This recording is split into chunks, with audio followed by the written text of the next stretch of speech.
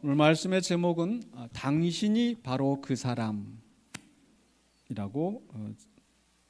정하였습니다. 바로 7절 시작할 때 나단 선지자가 다윗에게 당신이 바로 그 사람입니다 라고 했던 그 말에서 따왔습니다. 사람들은 대체로 자기 자신의 허물이나 잘못에 대해서는 관대하고 또 다른 사람들의 잘못이나 허물에 대해서는 굉장히 엄격하게 판단하고 정죄하는 그런 성향이 있는 것 같습니다. 그런 증거들이 사실 많이 있죠. 사람들은 대체로 자기에게서 어떤 냄새가 날 때는 그걸 잘 의식을 못해요. 그런데 다른 사람의 냄새에 대해서는 굉장히 민감하고 코를 찡그리고 그렇게 되는 게 우리 사람들이죠. 또 뿐만 아니라 또 이런 제 경험이 있었는데, 저는 사실 잠잘 때 이제 코를 곤다고, 사실 저는 이제 제가 코를 고는지 안 고는지 모르는데 집사람이 저한테 당신 코 고라 이렇게 얘기를 하니까 코 고는지 알잖아요. 그런데 또 반면에 또 누가 이렇게 그 무슨 소리를 내면 굉장히 민감해서 제가 잠을 잘 못 자고 그러는데, 한 번은 우리 그 다른 여러 사람들이 이렇게 집회 이제 모이고 이제 목회하면서 또 이렇게 교회 연합회거나 또 이렇게 그 다른 사람하고 같이 있을 때가 있잖아요. 근데 한 방을 쓰게 되세요. 굉장히 이제 불편하기도 하지만 더더군다나 불편해서 야, 저 사람이 또 내 코 고는 소리 때문에 잠 못 자면 어떡할까 이렇게 걱정이 되는데, 아니다 할까 그분이 저한테 하는 얘기가 저 코 고는 소리 때문에 제가 잠 못 자니까 뭐 이렇게 하시니까 이 마음이 굉장히 긴장이 되는 거예요. 긴장이 되고 큰일 났다 이제. 아이고, 그래서 그렇지 않아도 잠을 잘 못 드는 편인데 긴장이 되니까 더 잠이 안 오는 거예요. 근데 조금 있다가 시간이 좀 한참 지나서 잠을 못 자고 뒤시닥 하고 했는데 무슨 일이 일어났을까요? 그분이 코를 얼마나 고는지, 그 코 고는 소리 때문에 저도 잠 못 자고 밤새내 시달리다가 또 얼핏 또 잠이 들었었나 봐요. 아침에 일어나니까 그분이 아니 목사님 왜 이렇게 코를 고냐고 저한테 또 이렇게 말은 못하고 내가 내는 소리는 의식을 못하고 남이 내는 소리에 민감하고 거기에 대해서 이야기를 하고 이런 거야 어느 정도 웃고 넘어갈 수 있는 이야기지만, 그러나 남의 허물이나 죄에 대해서 정말 우리는 너무나 또 엄격하게 또 그 사람의 그 마음을 아프게 하고 그렇게 정죄를 하지 않는가. 그런가 하면은 나에 대해서는 정당화하고 변명하고 핑계대고 그런 모습이 아닐까. 근데 이런 일들이 반복이 되면은 과연 어떤 세상이 되겠습니까? 위선과 또 변명이 가득하게 되고, 반대로 다른 사람을 지적하고 손가락질하는 것 때문에 비난과 다툼이 많아지면서 정작 죄는 줄어들지 않고 더 악한 세상이 될 것입니다. 사실 오늘 본문에서 이제 다윗의 모습이 바로 그러한 다른 사람의 죄에 대해서는 엄격하지만 자기 자신의 죄를 알지 못하는, 보지 못했던 그런 다윗의 모습을 보여주는데, 그런 다윗에게 하나님께서 이 나단 선지자를 통해서 나단 선지자를 보내셔서 그 죄를 깨닫게 하시는 그런 모습이 오늘 본문 가운데 다뤄지고 있습니다. 먼저 오늘 봉독한 말씀 앞서 1절로 6절에서는 이제 나단 선지자가 하나의 비유를 이야기합니다. 어떤 비유인가 1절로 4절에 그 비유의 내용이 나오는데, 1절에 이렇게 시작합니다. 여호와께서 나단을 다윗에게 보내시니 그가 다윗에게 가서 그에게 이르되. 나단은 선지자이죠. 그리고 하나님께서 나단 선지자를 지금 다윗에게 보내신데 어떤 상황인가, 그 배경을 알기 위해서는 그 바로 앞서 27절 11장 27절의 마지막 말씀이 어떻게 끝났는지 보실까요? 11장 27절에 그 장례를 마침에, 누구의 장례입니까? 바로 다윗이 죽게 만들었던 그 우리야의 장례를 치르고 마치고, 다윗이 사람을 보내 그를 왕궁에 데려오니, 바세바를 이제 왕궁에 데려온 거죠. 그가 그의 아내가 되어 그에게 아들을 낳으니라라고 했죠. 그러니까 아내를 데려와서 아내로 삼고 아들을 낳고, 그리고 나서 이제 이 12장의 이야기가 펼쳐지는 거죠.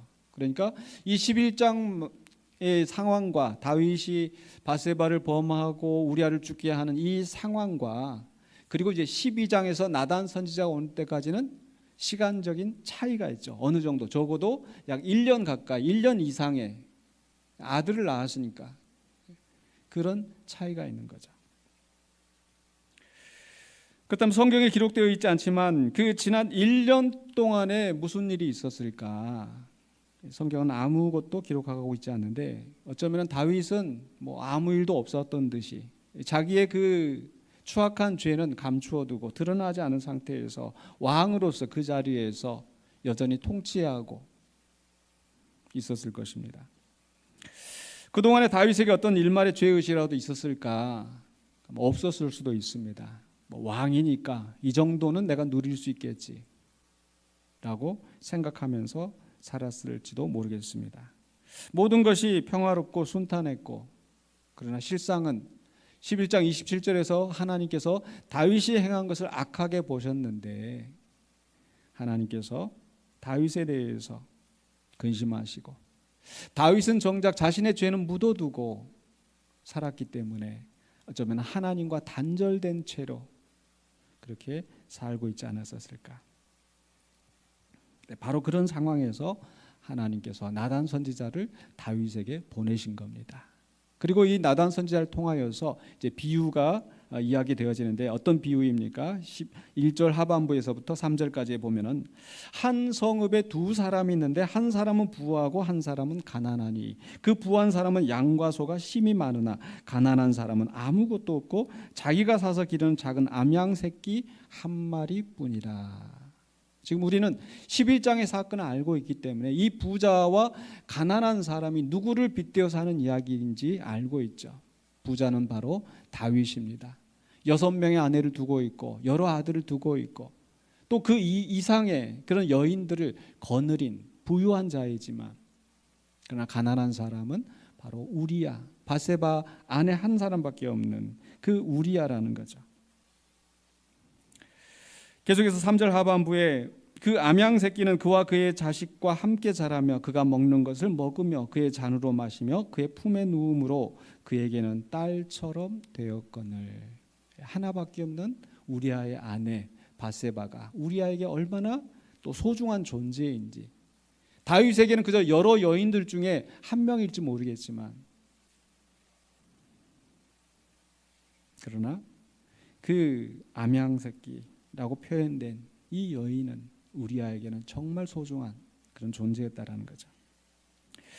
그런데 4절에 계속해서 어떤 행인이 그 부자에게 오매 부자가 자기에게 온 행인을 위하여 자기의 양과 소를 아껴 잡지 아니하고 가난한 사람의 양 새끼를 빼앗아다가 자기에게 온 사람을 위하여 잡았나이다 하니 라고 이야기는 끝이 납니다. 이 이야기 속에서 무엇을 보여주고 있습니까? 그 다윗의 행위가 얼마나 추악한 것이었던가를 이 이야기 속에서 드러나게 하시는 거죠. 즉 이 부자는 많은 양과 소가 있었고 그 중에 한 마리를 잡아서 자기가 원하는 것을 할 수 있었음에도 불구하고 자기 것은 아껴두고 그 가난한 사람의 그 암양 새끼를 빼앗아다가 손님을 대접하였다. 또 온 사람을 대접하였다. 그러니까 그 속내를 모르는 사람들이 보기에는 야, 역시 이 부자 손도 크고 행인이 와서 그만 대접한 것이 아니라 온 사람을 대접하였다. 잔치를 베풀고 한 그 모습을 보면서 아, 정말 그 사람 훌륭한 사람이야 라고 인정하지 않았겠습니까? 다윗이 그러했겠죠. 저렇게 이 죽은 이 군인의 아내를 자기의 아내로 맞아들이면서 돌보다니 또 그 아들을 자기의 아들로 키우다니 라고 하면서 아마 사람들의 인정을 받았을 것입니다. 그러나 그 이면에 다윗의 추악한 죄가 있었다는 것을 사람들은 알지 못하는 거죠. 그런데 실상 이 이야기를 다윗은 지금 어떻게 듣고 있을까? 아마 이게 자기에 관한 이야기라는 것을 전혀 인식하지 못하고 있었던 것 같아요. 다만 자기는 왕이기 때문에 왕으로서 이 나라를 잘 다스릴 책임이 있고, 그래서 이 나단 선지자가 와서 이 부자의 악한 부자의 이야기를 했었을 때 자기가 마땅히 처벌을 해야 할 악인으로 생각한 거죠. 그러한 다윗의 심정이 이제 5절로 6절에 다윗의 판단으로 나타납니다. 5절입니다. 다윗이 그 사람으로 말미암아 노하여 분노했어요. 어떻게 그런 악한 일을 할 수 있는지. 실상 자기 자신의 악함에 대해서는 전혀 마음에 양심에 가책이 없었던 다윗인데 다른 사람의 이야기로 들으니까 그게 죄로 보이는 거예요. 분이 나는 겁니다. 어떻게 이런 악한 일이 우리나라에서, 내가 통치하는 이 나라에서 일어날 수 있느냐라고 하면서 계속해서 이르되 여호와의 살아계심을 두고 맹세하노니 이 일을 행한 그 사람은 마땅히 죽을 자라라고 얘기하는 거예요. 바로 다윗 자신이 스스로의 죄를 돌아보게 하시고 그것에 대해서 객관적인 판단을 하게 하시는 겁니다. 그렇지 않았더라면 다윗은 자기 자신의 행동에 대해서 끊임없이 변명하고 핑계대면서 빠져나갈 궁리만 했을지도 모르는 겁니다. 그래서 이 비유 다음에 다윗의 반응을 보고 하나님께서는 또 계속해서 이 다윗의 죄에 대해서 질책하시는, 직접적으로 다윗의 죄를 꾸짖으십니다. 그래서 7절과 8절에서 먼저 하나님께서 다윗에게 베푸신 은혜를 상기시키죠. 7절에 이렇게 시작을 합니다. 나단이 다윗에게 이르되 당신이 그 사람이라. 지금 다윗이 분노하고 마땅히 죽을 자라고 하였는데 바로 당신이 그 사람입니다. 왜 그러한가? 이스라엘 하나님 여호와께서 이와 같이 이르시기를 내가 너를 이스라엘 왕으로 기름 붓기 위하여 너를 사울의 손에서 구원하고, 하나님께서 다윗을 왕으로 세우시고 그에게 권력을 주셨는데 또 권력을 주실 뿐만 아니라 8절에 내 주인의 집을 내게 주고 내 주인의 아내들을 내 품에 두고 이스라엘과 유다 족속을 내게 맡겼느니라. 그러니까 앞서 부자와 가난한 사람의 이야기가 나오는데 그렇게 부유하게, 다윗이 그렇게 부유하게 될 수 있었던 것은 하나님께서 그에게 은혜를 베푸셨기 때문이라는 거예요.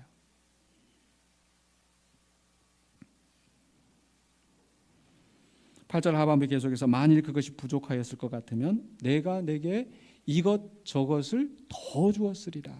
무슨 말씀입니까? 너에게 필요한 것을 충분하게 내가 다 채워주었는데 왜 더 욕심을 내고 이러한 악을 행하였느냐라고 말씀하시는 거죠.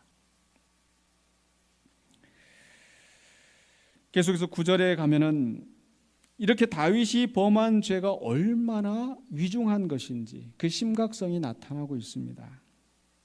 9절에 계속해서 보시면 그러한데 어찌하여 네가 여호와의 말씀을 업신여기고 나보기에 악을 행하였느냐? 네가 칼로 햇사람 우리아를 치되 암몬 자손의 칼로 죽이고 그의 아내를 빼앗아 내 아내로 삼았도다. 이게 11장에서 보았던 다윗의 행위인데 그 다윗의 죄가 무엇을 업신여겼다라고 이야기합니까? 하나님의 말씀을, 여호와의 말씀을 업신여겼다라는 거예요. 또 계속해서 10절에는 이제 네가 나를 업신여기고 햇사람 우리아의 아내를 빼앗아 내 아내로 삼았은즉, 즉 지금 다윗이 행한 것은 이웃에게 해를, 악을 끼치는 것인데 그 사람에게만 죄를 지은 것이 아니라 곧 하나님의 말씀을 업신여기고 하나님을 업신여긴, 즉 하나님에게 도전하는, 하나님에게 악을 행하는 죄라는 겁니다. 하나님의 말씀을 업신여기고 하나님을 업신여기는 것이 얼마나 큰 죄이겠습니까? 사실 사무엘서가 시작되어질 때 이 엘리 집이 망한 이야기가 나오는데 엘리 집이 왜 망했습니까? 바로 사무엘상 2장 30절의 하반부에 하나님께서 말씀하시기를 나를 존중히 여기는 자를 내가 존중히 여기고 나를 멸시하는 자를 내가 경멸하리라. 그 엘리 집의 두 아들 홈리와 비느하스가 하나님 앞에 드리는 제사를 멸시하고 자기들의 욕심을 채우는 그것 때문에 하나님을 멸시하였다고 하나님께서 그 집을 망하게 하셨는데 다윗이 그 전초를 밟고 있는 겁니다. 또 다윗에 앞서 왕이 되었던 사울이 왜 하나님께 버림을 받았습니까? 사무엘상 15장 23절에 왕이 여호와의 말씀을 버렸으므로 여호와께서도 왕을 버려 왕이 되지 못하게 하셨나이다. 하나님의 말씀을 버린 죄가 이만큼 막중하다는 겁니다. 하나님을 업신여기는 것이 그만큼 큰 심판을 받게 되는데, 다윗은 앞서 그런 역사를 보았음에도 불구하고 바로 다윗이 하나님을 업신여기고 하나님의 말씀을 업신여기는 그런 죄를 지었다는 거죠. 뿐만 아니라 다윗이 범한 이 죄는 결국 하나님의 영광을 훼손하는 것이다. 왜냐하면 14절에 이렇게 기록되어 있습니다. 이 일로 말미암아 여호와의 원수가 크게 비방할 거리를 얻게 하였으니. 여호와의 원수, 대적자, 사탄이겠죠. 그 원수가 오히려 큰 소리치게 되었다라는 겁니다. 하나님이 아니라. 사실 성경에서 보는 우리 하나님은 우리 경건한 사람들을 인정하시고 칭찬하시고 심지어는 자랑하시기까지 하시는 것 같아요. 욥이 그렇지 않습니까? 그 욥에 대해서 하나님께서 사탄에게 네가 내 종 욥을 유의하여 보았느냐? 그렇게 정직하고 온전하고 여호와를 경외하고 악에서 떠난 자가 없다. 마치 우리가 부모들이 우리 자녀들이 잘 되는 것 있으면 많은 사람들 앞에 자랑하고 싶은 것처럼 우리 하나님도 그런 심정으로 욥에 대해서 자랑하시잖아요. 다윗에 대해서는 자랑하지 않으셨을까요? 하나님의 마음에 합한 자라고. 그 중심을 보시고 하나님께서 왕으로 세우시고 또 그의 후손들이 영원히 왕이 되도록 엄청난 언약을 주셨는데, 그런 다윗에 대해서 하나님께서 얼마나 기뻐하시고 또 얼마나 다른 그런 존재들 앞에서 자랑하고 싶으셨을까요? 그런데 그런 다윗이 실족하였을 때 사단이 다윗만 비방하는 것이 아니라 오히려 하나님을 비방하고 하나님의 영광을 가리우는 그런 결과가 되었다라는 거죠.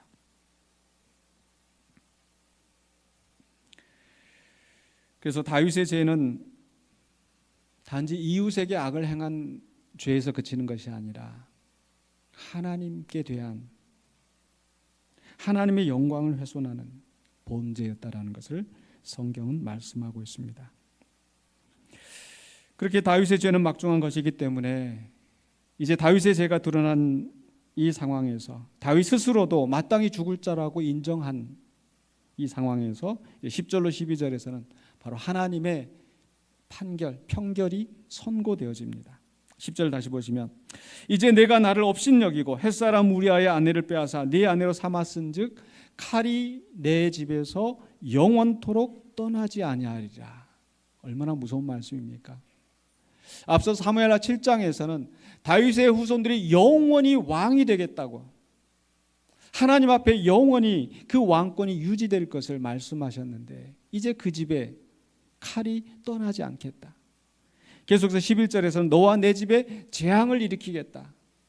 우리 하나님께서 다윗을 향하여서, 다윗의 집을 향하여서 선고하시는 말씀인 거예요. 다윗은 하나님 마음에 합한 자였습니다. 하나님께 큰 은총을 입은 자였습니다. 그렇다고 해서 그 죄에 대해서 하나님께서는 적당히 넘어가지 않으시고 엄중하게 심판하십니다. 그리고 이런 그 죄의 대가를 치르게 하시는 것이 오히려 다윗을 바로 세우시는 하나님의 은혜인 줄로 믿습니다. 왜냐하면 하나님께서 개입하지 않으셨으면 다윗은 여전히 자기의 잘못이 죄가 되는 것을 알지 못하고 그 속에서 하나님과 단절된 채로 살아갔을 것이기 때문에 바로 하나님의 심판의 선고가 오히려 그 대가를 치르게 하심으로 다윗이 바로 서게 하는 하나님의 뜻이었다라는 겁니다. 오늘 이 말씀 속에서 그러면 우리는 어떤 영적인 교훈을 얻을 수 있을까? 첫 번째로 생각할 것은 죄의 심각성, 바로 죄의 성격입니다. 우리는 죄를 지을 때 그저 사람에게 짓는 것처럼 생각하지만 그것은 사실은 하나님께 범죄하는 것이다. 마태복음 25장에 보면은 그 예수님께서 양과 염소의 비유를 말씀하시는 게 나오죠. 그 임금이 양과 염소를 모아서 그 양들을 향하여서 너희는 내가 배고플 때 먹을 것을 주었고 내가 목마를 때 마실 것을 주었다. 우리가 언제 그렇게 했습니까? 그때 그 임금이 하는 말이 무엇입니까? 25장 40절에 임금이 대답하여 이르시되 내가 진실로 너희에게 이르노니 너희가 여기 내 형제 중에 지극히 작은 자 하나에게 한 것이 곧 내게 한 것이니라. 또 계속해서 염소들을 향하여서 너희는 내가 배고플 때 먹을 것을 주지 아니하였고 내가 목마를 때 마실 것을 주지 아니하였다. 우리가 언제 그랬습니까? 너희가 이 지극히 작은 자에게 하지 않은 것이 곧 내게 하지 않은 것이다 라고 말씀하시는 거죠. 우리는 다른 사람들에 대해서 쉽게 나보다 약한 사람들에 대해서 죄를 짓는, 그러면서 아무렇지 않게 행동하는 때가 많이 있지 않습니까? 내 자녀이기 때문에, 내 사위이고 며느리이기 때문에, 또는 내 부하 직원이기 때문에, 또 가난한 사람이기 때문에, 못 배운 사람이기 때문에. 그러나 그 사람에게 하는 하나하나가 곧 하나님께 하는 것이다. 사도 바울은 골로새서 3장 23절에 우리에게 이렇게 말씀합니다. 무슨 일을 하든지 마음을 다하여 주께 하듯 하고 사람에게 하듯 하지 말라. 내가 이 사람에게 하는 것이 곧 주께 하는 것이다. 내가 이 사람에게 잘하는 것이 곧 주님께 잘하는 것이고, 내가 이 사람에게 죄를 짓는 것이 곧 주님께 죄를 짓는 것이라는 것을 우리는 생각해야 합니다. 두 번째로 우리가 생각해야 할 것은요, 바로 죄를 깨우치시는 하나님의 은혜가 있다라는 것. 말씀드린 것처럼 다윗은 죄를 범하고도 이제 모든 것이 평탄하게 지나갈 때에 그저 그 죄를 깨닫지 못하고 살았는데, 그러한 다윗에게 하나님께서 나단 선지자를 보내셨다라는 거죠.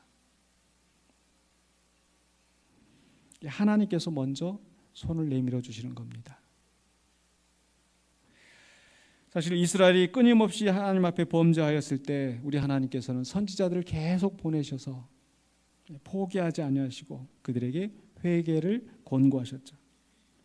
그래서 하나님께서 친히 예레미야 선지자를 통하여 말씀하셨던 것이 예레미야 26장 5절에 내가 너희에게 나의 종 선지자들 꾸준히 보내 그들의 말을 순종하라고 하였으나 너희는 순종하지 아니하였다. 하나님은 이렇게 범죄한 그 하나님의 백성들을 향하여서 방관하지 아니하시고 그 죄를 깨닫도록 선지자들을 보내신 하나님이시죠. 오늘날 이 시대는 어떠합니까?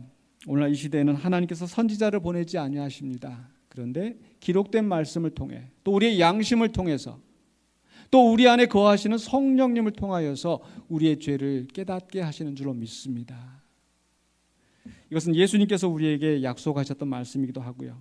요한복음 16장 7절에 그러나 내가 너희에게 실상을 말하노니 내가 떠나가는 것이 너희에게 유익이라. 내가 떠나가지 아니하면 보혜사가 너희에게로 오시지 아니할 것이요 가면 내가 그를 너희에게 보내리니. 바로 이 보혜사가 바로 성령님이신데 그 성령님이 오셔서 하시는 일이 무엇인가? 8절에 그가 와서 죄에 대하여 의에 대하여 심판에 대하여 세상을 책망하시리라. 그래서 우리 안에 계시는 성령님께서 끊임없이 우리의 죄에 대해서 말씀하시는 거예요. 다만 그 말씀에 우리가 귀를 기울이고 회개하느냐 회개하지 않느냐, 그게 달라지는 겁니다. 마치 하나님께서 이스라엘 백성에게 선지자를 끊임없이 보내셨지만 그 선지자의 말씀을 듣지 아니하고 결국 끝까지 죄의 길로 가다가 그 나라가 망하였는데, 오늘 하나님께서는 성령을 통하여 우리에게 말씀하신다라는 것. 우리는 그 말씀에 귀를 기울여야 합니다. 그 말씀에 귀를 기울이지 않을 때 어떻게 되는가? 또 우리가 범죄할 때 일어나는 그 결과가 있다라는 것을 우리는 기억해야 합니다. 하나님의 택하신 자라 할지라도 하나님께서 그 다윗의 범죄에 대해서 결코 간과하지 아니하시고 칼이 그 집에서 영원히 떠나지 않을 것이라고 말씀하셨던 그 엄중함을 우리는 기억해야 되는 거죠. 또한 아울러서 그 하나님의 엄중하신 심판이 우리에게 은혜라는 것도 우리는 잊지 않아야 합니다. 즉 우리를 징계하시는 그 하나님의 행동이 또한 하나님의 사랑이라는 거죠. 잠언 13장 24절에 있는 말씀처럼 매를 아끼는 자는 그의 자식을 미워함이라. 자식을 사랑하는 자는 근실이 징계하느니라. 자녀들이 잘못될 때, 물론 때로는 우리도 악하여서 내 감정으로 잘못된 체벌을 할 때도 있지만, 그러나 정말 아끼는 내 자식이라 하더라도 정말 눈물을 머금고 체벌해야 할 때가 있는 거죠. 왜? 다시 그 죄를 짓지 않도록, 다시 그 잘못된 길로 가지 않도록. 하나님도 그런 부모의 심정으로 우리를 심판하시고 징계하십니다. 그래서 히브리서 12장 5절에 또 아들들에게 권하는 것 같이 너희에게 권면하신 말씀도 잊었도다. 일렀을 때 내 아들아 주의 징계하심을 경히 여기지 말며 그에게 꾸지람을 받을 때에 낙심하지 말라. 계속해서 6절로 8절에 주께서 그 사랑하시는 자를 징계하시고 그가 받아들이시는 아들마다 채찍질하심이라 하였으니 징계는 다 받는 것이거늘 너희에게 없으면 사생자요 친아들이 아니니라. 하나님의 심판이 있다라는 것이 하나님이 여전히 우리를 사랑하시고 우리가 바른 길로 서게 하기를 원하신다는 하나님의 은혜라는 것을 우리가 기억해야 될 줄로 믿습니다. 이제 말씀을 마무리하고자 합니다. 사실 우리는 늘 죄를 짓는 존재입니다. 우리가 예수 그리스도의 은혜 안에서 의롭다함을 얻었지만 우리는 여전히 죄악된 본성에 따라가는 그런 경향이 있다라는 것을 우리는 부인할 수가 없죠. 우리가 인식을 하든지 못하든지 우리는 분명히 죄를 짓습니다. 마치 왜 우리 휴대폰도 보면은 어떤 사람들이 그렇게 보고에 나오죠. 휴대폰에 뭐 이렇게 변기보다 더 많은 세균이 있다, 뭐 이런 말도 나오고. 이게 일상적으로 우리가 쓰고 있는 것들이 많은 우리가 알지 못하지만 세균이 있는 것처럼 사실 우리 자신들이 많은 죄가 있다라는 것을 우리는 기억해야 되겠죠. 아울러서 바로 그러한 죄를 짓는 우리들을 우리 주님께서 바로 서도록 늘 말씀하신다라는 것.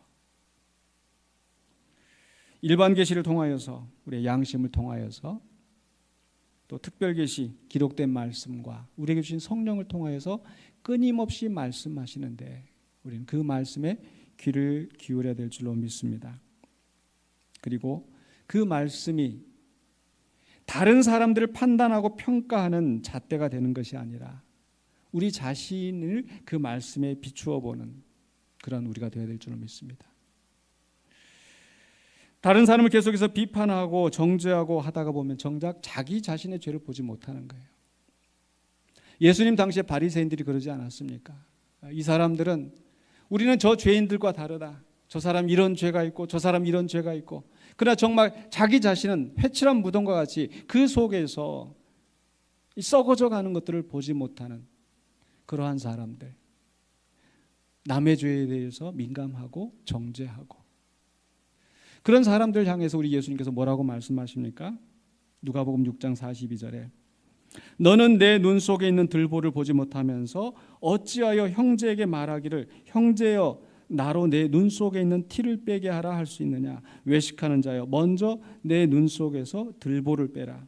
그 후에야 네가 밝히 보고 형제의 눈 속에 있는 티를 빼리라. 내 눈에 들보를 가지고 있으면서, 들보라는 게 뭡니까? 기둥이잖아요. 그 큰 죄를 가지고 있으면서 그것은 보지 못하고 그것은 생각하지 못하고 다른 사람의 티끌과 같은 그런 것만 나무란다라는 거죠. 그게 우리의 본성이고 특히 외식하는 자들에게서 그런 일들이 나타난다는 겁니다. 사실 오늘 생각지도 못했던 부분이 있었는데 이 말씀 준비하면서 우리 김영기 집사님이 기도하시는 내용 가운데 마음에 와닿았던 부분이 있었어요. 10월 27일 날 지금 서울에서 대대적인 집회를 하고 한 200만 명이 모여서 우리가 집회를 하자. 저도 지금 가끔씩 문자 막 이 사람 저 사람 문자를 보내가지고 우리 교회가 다 동원해가지고 막 가자 막 이런 얘기 나오는데 저는 개인적으로 분명히 그게 바람직하다고 생각하지 않아요. 사실 종교 개혁이라는 것이 무엇입니까? 우리 교회가 잘못되었고 교회가 말씀대로 살지 못하고 교회의 불을 채우고 그것을 바로 해서 교회가 바로 서고 하나님의 말씀으로 오직 믿음으로 오직 은혜로 바로 서기를 추구하였던 게 종교개혁인데 정작 그 종교개혁 주일에 지금 교회의 숱한 문제들은 보지 않고 세상을 향하여서 손가락질하고 비판하고 정죄하고 또 글자 그대로 이 많은 세력을 과시하여서 하는 모습들이 오늘 말씀과 말씀에 비추어 봤을 때 정말 우리 교회의 모습이 그런 바리새인의 모습으로 우리 안엔 들보는 보지 못하고 세상의 티끌을 향하여서 그렇게 외치고 있는 게 아닌가. 교회만 그럴까요? 또 우리 자신들도 정작 우리의 삶 속에서 남에 대해서 손가락질하고 판단하고 정작 내 안에 있는 죄를 보지 못하는 그런 모습이 아닐지. 우리 오늘 다윗의 이야기를 통해서 당신이 바로 그 사람이라고 하는 그 말이 우리가 이렇게 바뀌어야 되겠어요. 내가 바로 그 사람이라. 따라서 한번 해봅시다. 내가 바로 그 사람이라. 그 말씀에 비추어서 우리 자신을 돌아보고 주님 앞에 바로 서고 바로 서기를 회개하면서 나아가는 우리 모든 성도님이 되시기를 주의 이름으로 축원합니다. 기도하겠습니다. 거룩하신 아버지 하나님 은혜를 감사합니다. 우리가 끊임없이 범죄하고 주님을 근심하게 할 때에 주님이 아파하시면서 또 방관하지 않으시고 끊임없이 우리에게 말씀하시며 바로 서게 하도록 우리를 붙드신 줄로 믿습니다. 그러나 여전히 우리는 그 말씀에 둔하고 또 그 말씀을 들을 때 다른 사람을 판단하고 정죄하는데 빠른 것을 고백합니다. 그 말씀이 우리를 향한 말씀인 것을 알게 하여 주시고 또 그 말씀에 우리 자신을 비추어서 우리의 죄를 고백하고 주님 앞에 바로 서기를 갈망하는 겸손한 우리가 되게 하여 주시옵소서. 예수 그리스도 이름으로 기도하옵나이다. 아멘.